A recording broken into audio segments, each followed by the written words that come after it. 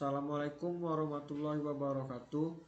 Di sini saya akan mempresentasikan PowerPoint yang telah saya buat yang bertujuan untuk menyelesaikan tugas UAS pembangkit energi listrik yang berjudul Pembangkit Listrik Tenaga Air Sutami.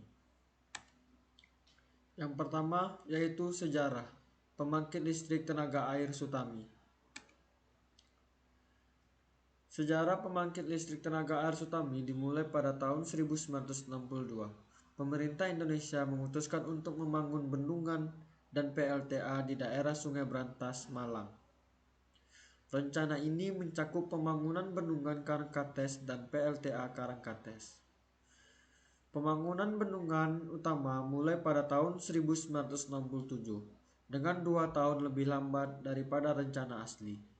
Setelah selesai dibangun, namanya berubah menjadi Bendungan Karangkates dan PLTA Karangkates pada tanggal 15 Juni 1972. Selanjutnya yaitu pembangunan jalur rel. Pembangunan jalur rel baru dimulai pada bulan Februari 1965, tetapi kemudian terhenti karena kendala biaya. Pada tahun 1967, pembangunan jalur rel baru tersebut dimulai kembali dan akhirnya dapat diresmikan oleh Menteri PUTL dan Menteri Perhubungan pada tanggal 1 April 1970. Pembangunan unit pembangkit. Setelah selesai pembangunan bendungan, 3 unit turbin tambahan berkapasitas 35 MW dipasang di PLTA Sutami, sehingga total kapasitas terpasang PLTA Sutami menjadi 105 MW pada tahun 1973. Selanjutnya yaitu perubahan nama. Pada tanggal 16 April 1981, berdasarkan keinginan Presiden Soeharto, nama PLTA Karangkates berubah menjadi PLTA Sutami sebagai penghargaan dan ucapan terima kasih kepada Profesor Dr. Insinyur Sutami atas jasa-jasa dalam pembangunan nasional. Selanjutnya, cara kerja PLTA Sutami. PLTA Sutami merupakan pembangkit listrik tenaga air yang terletak di Sungai Bengawan Solo, Kabupaten Wonogiri, Jawa Tengah, Indonesia. Proses kerja PLTA Sutami mengikuti prinsip dasar kerja PLTA pada umumnya. Yang pertama yaitu pengumpulan air, yang kedua penyaluran air ke turbin, yang ketiga proses turbin, yang keempat pembangkit listrik, yang kelima distribusi energi listrik. Yang pertama pengumpulan air. Air dari Sungai Bengawan Solo dikumpulkan di waduk atau bendungan. Proses ini memungkinkan terkumpulnya volume air yang cukup untuk diarahkan ke turbin dengan tekanan yang cukup untuk menghasilkan energi listrik. Selanjutnya, penyaluran air ke turbin.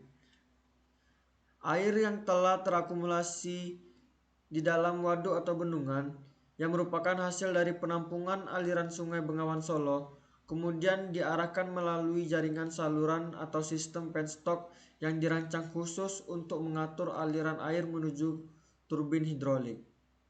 Proses penyaluran air ini menjadi tahap penting dalam perjalanan energi, di mana tekanan air yang terkendali dan disalurkan dengan cermat bertujuan untuk mengoptimalkan putaran turbin guna menghasilkan energi mekanik yang diperlukan untuk menggerakkan generator listrik dalam suatu proses yang efisien dan terkontrol. Yang kemudian lanjut yaitu turbin.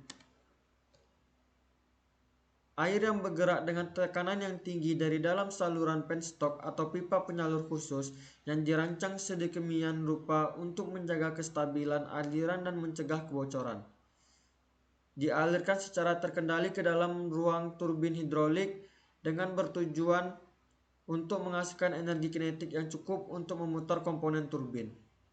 Ketika air ini masuk dan bertemu dengan turbin, tekanan yang dimilikinya diubah menjadi gaya kinetik yang mampu memutar sudut atau roda turbin. Turbin yang terhubung dengan komponen generator listrik kemudian menggunakan energi kinetik dari gerakan air tersebut untuk menghasilkan energi mekanik yang nantinya akan dikonversi menjadi energi listrik.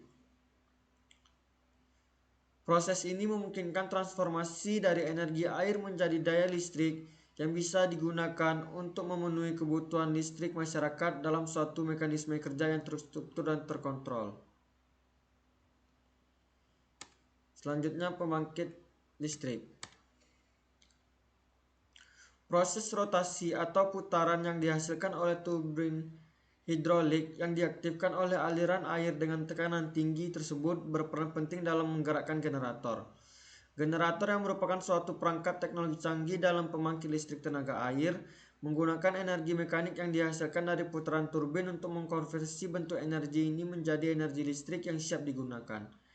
Energi mekanik yang diubah menjadi energi listrik oleh generator ini melalui prinsip elektromagnetik, di mana perputaran rotor yang ada di dalam generator menghasilkan medan magnet yang kemudian memicu pergerakan elektron dalam medan magnet tersebut, yang pada gilirannya menghasilkan arus listrik. Arus listrik yang dihasilkan dalam proses ini kemudian akan diarahkan dan diproses lebih lanjut melalui sistem kontrol dan transformator untuk disalurkan ke dalam jaringan listrik yang lebih besar, sehingga bisa didistribusikan ke berbagai area konsumen listrik. Selanjutnya, distribusi energi listrik. Energi listrik yang dihasilkan dari pembangkit listrik tenaga air Sutami yang merupakan salah satu sumber energi bersih dan terbarukan direncanakan untuk disalurkan dan didistribusikan melalui sistem jaringan transmisi listrik yang kuat dan handal.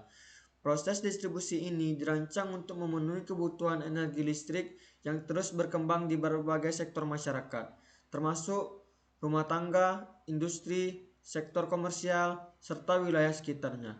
Dengan demikian, energi yang dihasilkan oleh PLTA Sutami diharapkan dapat memberikan kontribusi yang signifikan dalam pemenuhan kebutuhan energi yang berkelanjutan di berbagai sektor kehidupan.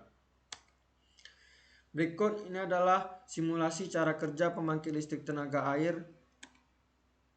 Yang pertama, air dikumpulkan pada sebuah bendungan, kemudian masuk ke dalam pipa penstock yang bertekanan tinggi dan menggerakkan turbin, sehingga menghasilkan energi listrik yang dapat disalurkan kepada konsumen. Mungkin sekian presentasi yang dapat saya sampaikan. Lebih dan kurang saya mohon maaf. Wassalamualaikum warahmatullahi wabarakatuh.